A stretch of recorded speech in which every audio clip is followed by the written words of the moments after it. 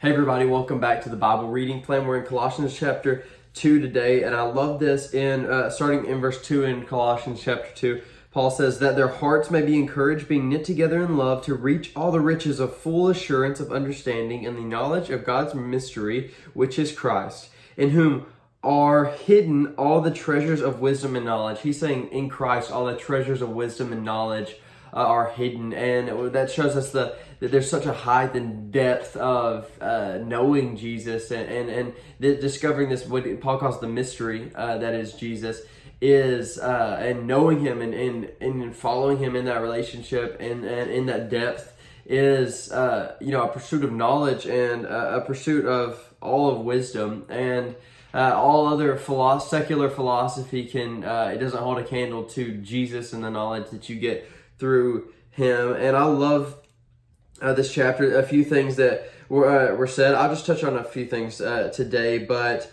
I love the verse 13. He says, and you who were dead in your trespasses and the uncircumcised of your flesh, God made alive together with him, having forgiven us all of our trespasses by canceling the record of debt that stood against us with its legal demands. See, the law, if we break the law and we're under the law, then, punishment has to come from that. Or if we have sinned against God, punishment has to come from that, because God is perfectly just and it has legal demands. He says this, he set aside, nailing it to the cross. And that shows us today that our sin has been nailed to the cross. The debt that we owed was put on the cross, and it has been dead and killed and paid for. And we now no longer have any condemnation because of what Christ has done for us. And Paul's going to go on and continue to say, some people are going to tell you to eat a certain way, act a certain way, do certain rituals or certain festivals. But he's saying, no, you don't have to follow those old traditions, because they think that's what makes you wise, that they think that's what makes you justified before God, but it's not going to make you any better off before God. And I love verse 15. He disarmed the rulers and authorities and put them to open shame by triumphing over them in him. He disarmed the enemy. Satan, he's a big lion, but now he's chained up. He cannot have any control over us, or he doesn't have to have any control over us unless we were to give that to him, or we were to willingly sin. But the thing is, we've been freed to not sin. We have been freed to know the truth, and we've been given a new spirit, so we don't desire sin any longer. And the devil, the enemy, has been disarmed.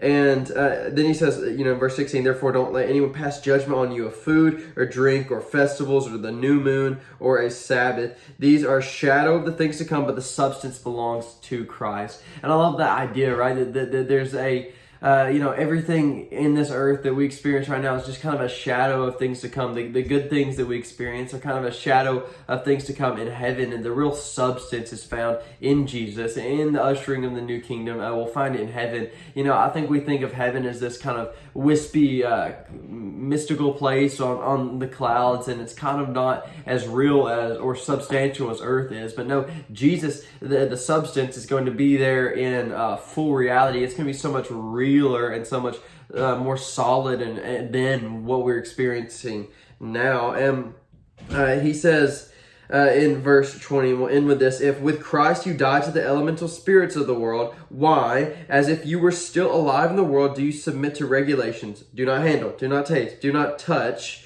according to human precepts and teachings. These have indeed an appearance of wisdom in promoting self-made religion and asceticism and severity to the body, but they are of no value in stopping the indulgence of the flesh. So we remember when David was being anointed, God says to Samuel, no, the Lord doesn't look on the appearance, he looks on the heart.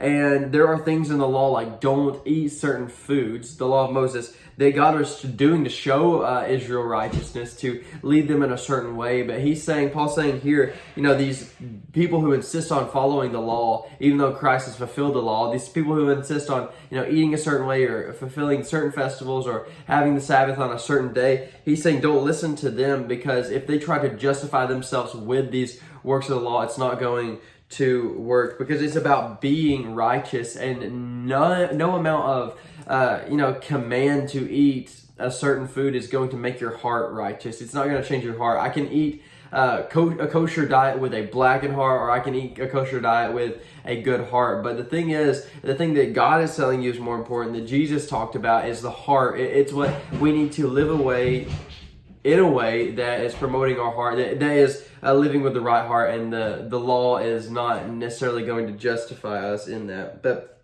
yeah, thank you for joining me in the Bible reading plan. I hope to see you tomorrow. Bye.